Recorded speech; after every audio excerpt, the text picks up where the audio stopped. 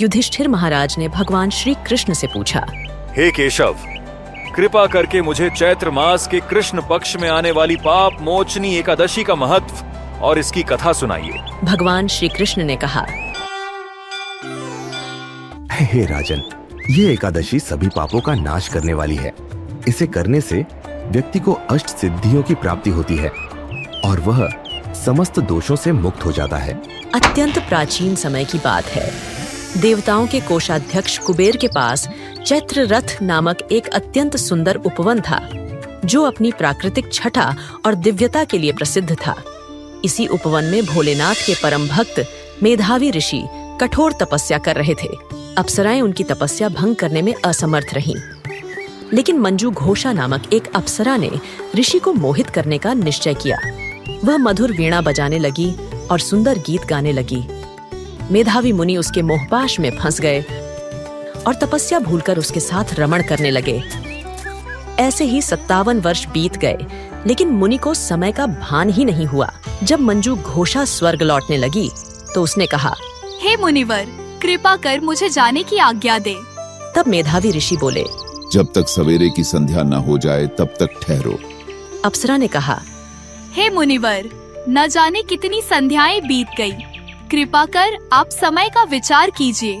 जैसे ही मुनि ने गणना की, वे स्तब्ध रह गए। उन्हें एहसास हुआ कि वे 57 वर्ष से इस मोह में फंसे हुए हैं। क्रोधित होकर उन्होंने मंजू घोषा को श्राप दे दिया। पापिनी, तूने मेरी तपस्या भंग की है, इसलिए मैं तुझे पिशाच योनि में जाने का श्राप देता हूँ। अप्सरा ने विनम्रता पूर्वक कहा, हे मुनिवर, मैंने आपके साथ इतने वर्ष व्यतीत किए हैं, कृपा कर मुझे इस श्राप से मुक्त करें। मुनि ने कहा, हे सुंदरी, चैत्र कृष्ण पक्ष में जो पाप मोचनी एकादशी आती है, वह सभी पापों को नष्ट करने वाली है। इस व्रत को करने से तुझे पिशाच योनि से मुक्ति मिलेगी।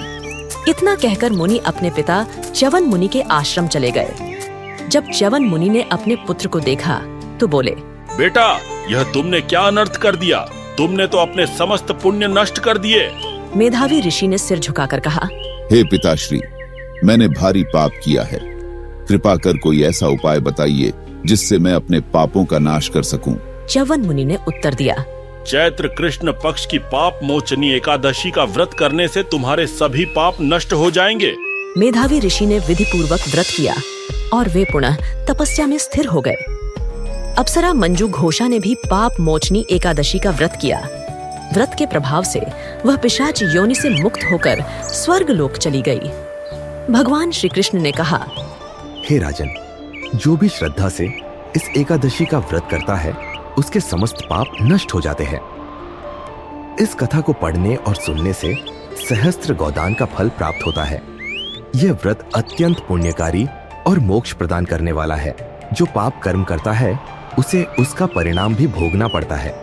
लेकिन अगर कोई सच्चे मन से प्रायश्चित करता है, तो भगवान उसे पाप मुक्त कर देते हैं।